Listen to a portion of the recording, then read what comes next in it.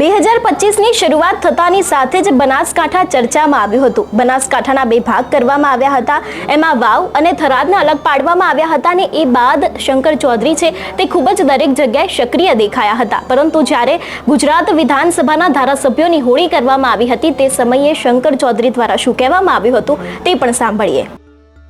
શંકરભાઈ ચૌધરી 2 વર્ષથી આયોજન કરતા હોય છે અને આજે સતત બીજા વર્ષે આયોજન થયું છે। તેમની સાથે વાત કરીશું। શંકરભાઈ, 2 વર્ષથી આપ હોળીનું આયોજન કરતા હોય છો, આજે આ જ આયોજન જોવા મળી રહ્યું છે, શું કહેશો? હોળી એ જીવનના અલગ અલગ રંગો છે, જીવનની અંદર ખુશીઓના રંગો રેલાય અને ખાસ કરીને આપણો ટ્રાઇબલ ભાઈઓ છે, એ ટ્રાઇબલ આદિવાસી ભાઈ બહેનો એ હોળીના તહેવારને એક ઉત્સવ તરીકે ખૂબ જોતા હોય છે।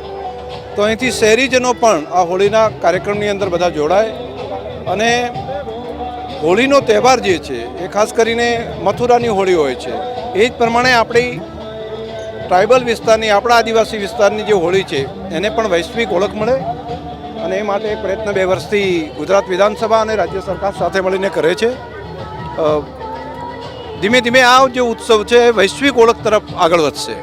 તમામ ધારાસભ્યો જોડાતા હોય છે, ભાજપ હોય, કોંગ્રેસ હોય, અહીંયા એક પરિવારનો માહોલ જોવા મળતો હોય છે, પરિવારના માહોલ સાથે જોવા મળતા હોય છે।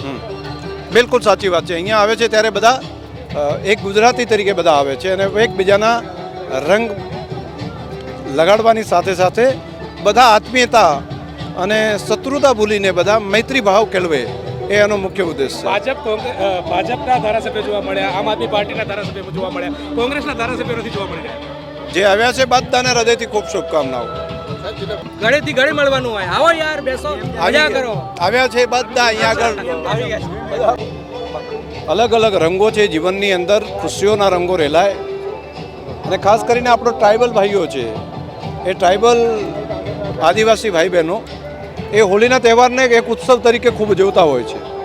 તો અહીંથી શહેરીજનો પણ આ હોળીના કાર્યક્રમની અંદર બધા જોડાય અને હોળીનો તહેવાર જે છે એ ખાસ કરીને મથુરાની હોળી હોય છે, એ જ પ્રમાણે આપણી ટ્રાઇબલ વિસ્તારની, આપણા આદિવાસી વિસ્તારની જે હોળી છે એને પણ વૈશ્વિક ઓળખ મળે અને એ માટે એક પ્રયત્ન 2 વર્ષથી ગુજરાત વિધાનસભા અને રાજ્ય સરકાર સાથે મળીને કરે છે। ધીમે ધીમે આ જે ઉત્સવ છે વૈશ્વિક ઓળખ તરફ આગળ વધશે। તમામ ધારાસભ્યો જોડાતા હોય છે, ભાજપ હોય, કોંગ્રેસ હોય, અહીંયા એક પરિવારનો માહોલ જોવા મળતો હોય છે, પરિવારના માહોલ સાથે જોવા મળતા હોય છે। બિલકુલ સાચી વાત છે। અહીંયા આવે છે ત્યારે બધા એક ગુજરાતી તરીકે બધા આવે છે અને એકબીજાના રંગ લગાડવાની સાથે સાથે બધા આત્મીયતા અને શત્રુતા ભૂલીને બધા મૈત્રી ભાવ કેળવે, એ એનો મુખ્ય ઉદ્દેશ છે। ભાજપના ધારાસભ્યો જોવા મળ્યા, આમ આદમી પાર્ટીના ધારાસભ્યો જોવા મળ્યા, કોંગ્રેસના ધારાસભ્યો નથી જોવા મળી રહ્યા। જે આવ્યા છે બધાને હૃદયથી ખૂબ શુભકામનાઓ।